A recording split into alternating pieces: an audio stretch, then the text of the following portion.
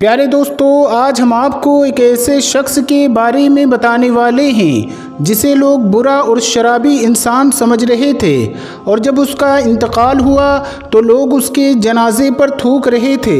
लेकिन जब सच्चाई सामने आई तो वो लोग हैरान रह गए और पछताने लग गए। तो दोस्तों, ये वीडियो बहुत प्यारी है, आप इसे आखिर तक ज़रूर देखें और इस वीडियो को लाइक भी ज़रूर करें। तो चलिए दोस्तों, शुरू करते हैं। प्यारे दोस्तों, काफ़ी वक्त पहले की बात है। मुल्क ईरान में एक सुल्तान था, बादशाह था, जो अपनी आवाम से बहुत मोहब्बत करने वाला था। अगर उसके लोगों को कोई परेशानी पेश आती तो उसको दिली तौर पर इस बात की खबर हो जाया करती थी।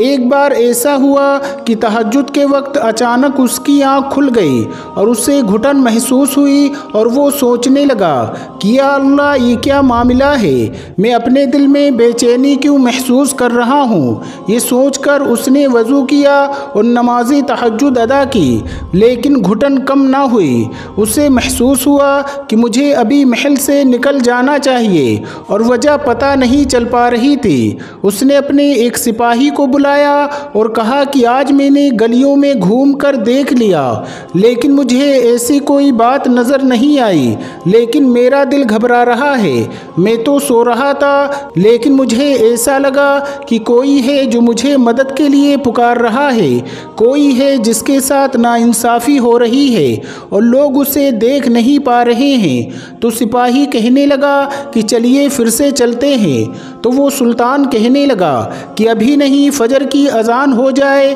उसके बाद चलेंगे। सिपाही ने कहा ठीक है, जैसी आपकी मर्ज़ी।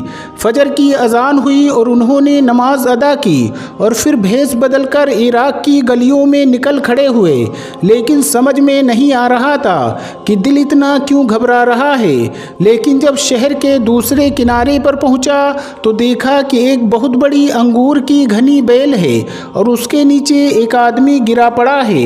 बादशाह करीब गया और सिपाही से कहा कि देखो, ये बेहोश है या मर चुका है। सिपाही ने करीब जाकर देखा तो वो सांस नहीं ले रहा था। सिपाही बोला कि सुल्तान, ये मर चुका है।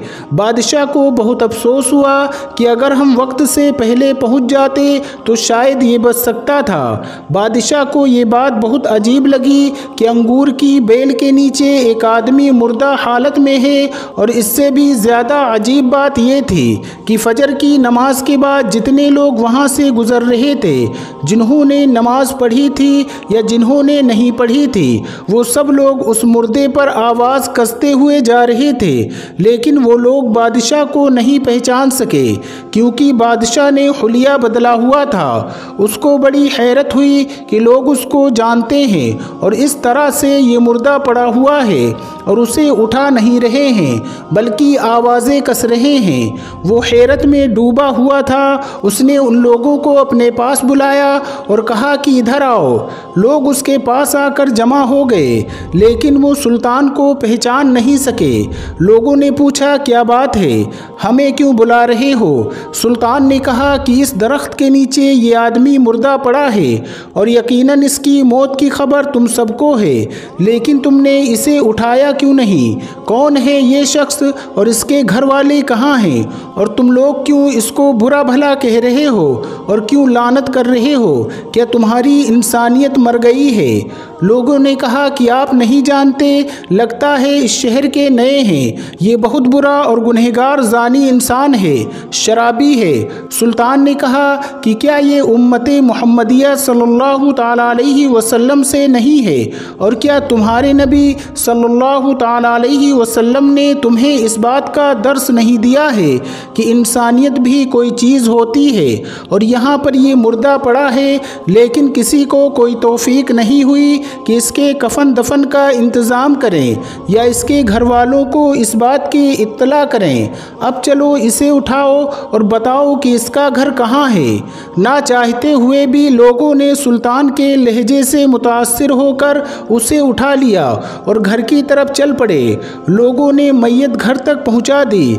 दरवाज़ा खटखटाया तो अंदर से उसकी बीवी निकली। उसकी बीवी ने शोहर की लाश देखी तो रोने लगी। लोगों ने कहा कि बिला वजह रो रही है। किसी बदबख्त के लिए रोने से बेहतर है कि इंसान उसकी मग़फ़िरत के लिए दुआ करे और न जाने बख्शा भी जाएगा या नहीं। बहुत बुरी हालत में दुनिया से गया है। सोचो, अंगूर की बेल के नीचे मौत हुई है। लोगों ने कहा कि हमने इसे यहाँ तक पहुँचा दिया है, अब हम इसके जनाजे में शरीक नहीं होंगे। हम नहीं चाहते कि हमारी कब्र में भी सांप बिच्छू आए। ये बहुत बड़ा बदकार था और हम लोग इसकी नमाज जनाजा में शरीक नहीं होंगे। आप इसको यहाँ तक लेकर आए हैं और आप ही जाने और इसकी बीवी जाने। ये कहकर लोग वहाँ से चले गए।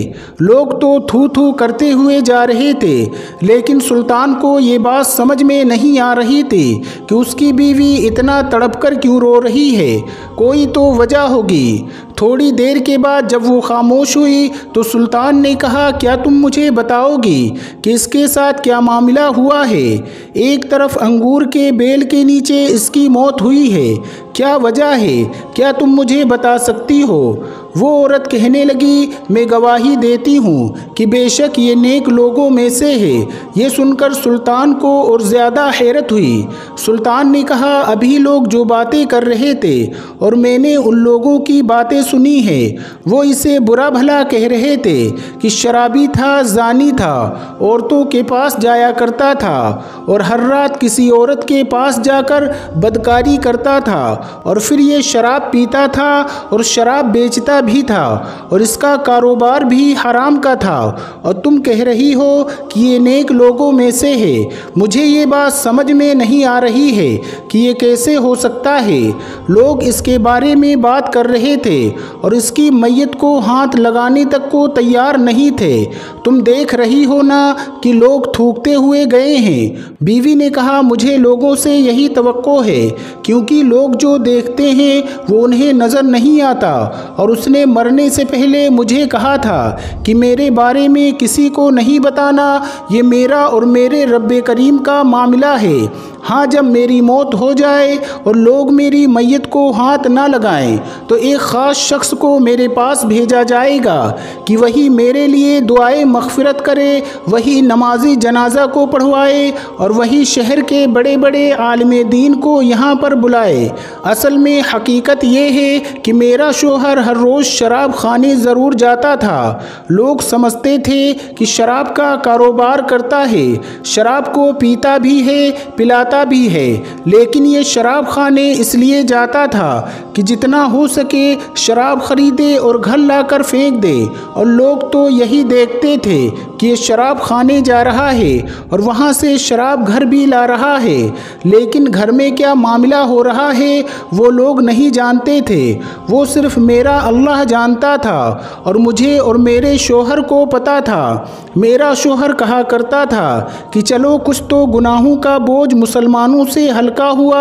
मैं शराब खाने गया हूँ और अल्लाह ने मुझे जितना नवाजा हुआ है, अपने उन पैसों से शराब खरीद कर लाकर मैंने यहाँ पर दफन कर दी है। कम से कम जितनी शराब यहाँ दफन हुई है उतने लोग शराब तो नहीं पी सकेंगे, और इस गुनाह को कम करने में मैं कुछ तो किरदार अदा कर रहा हूँ। बादशाह ने कहा, और फिर वो बदकार औरतों के पास जाना, क्या तुम्हारा शोहर जानी नहीं था?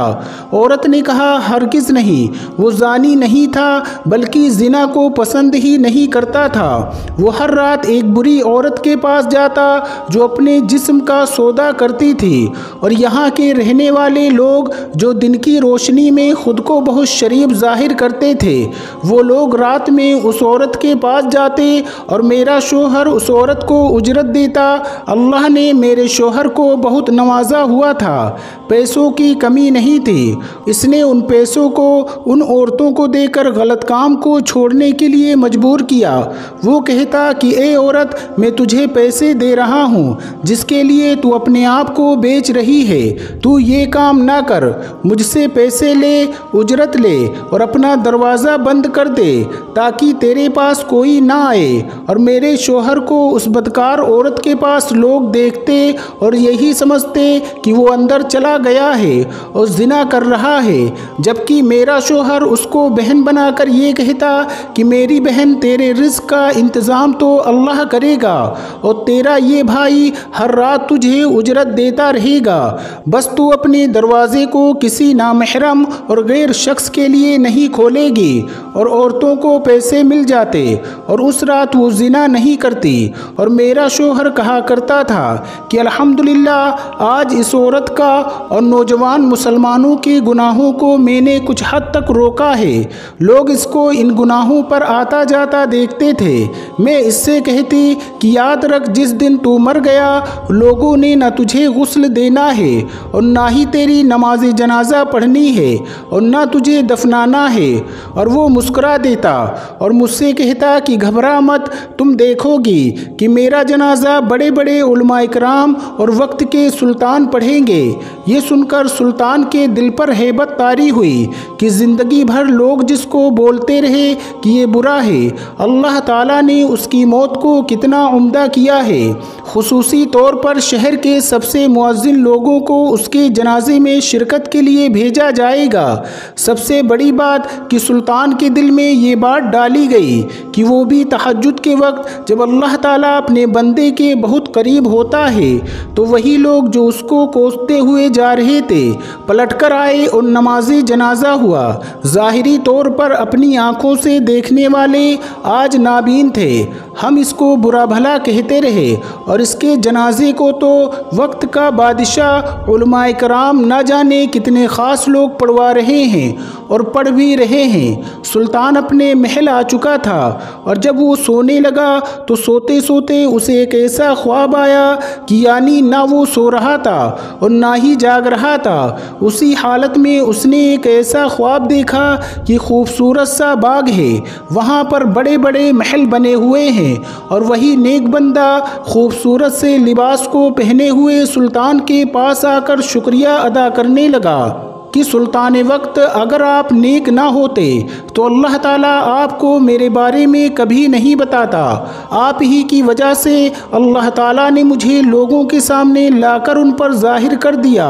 बज़ाहिर तुम्हारे सामने अगर कोई शख्स ऐसा काम कर रहा है कि जो हराम के काम है, लेकिन अल्लाह ताला जानता है कि क्या सच है, कि क्या वो सच में हराम का काम कर रहा है या फिर हराम से लोगों को बचा रहा है। सुल्तान वक्त आपका शुक्रिया ये कहकर वो अल्लाह का नेक बंदा वहाँ से गायब हो गया। प्यारे दोस्तों, आपकी इस वीडियो के बारे में क्या राय है? अपनी राय कमेंट बॉक्स में ज़रूर दें। इस वीडियो को लाइक करें, शेयर करें अपने दोस्तों के साथ और हमारे चैनल को सब्सक्राइब करके बेल आइकन को ज़रूर दबा दें। अस्सलामु अलैकुम, अल्लाह हाफिज़।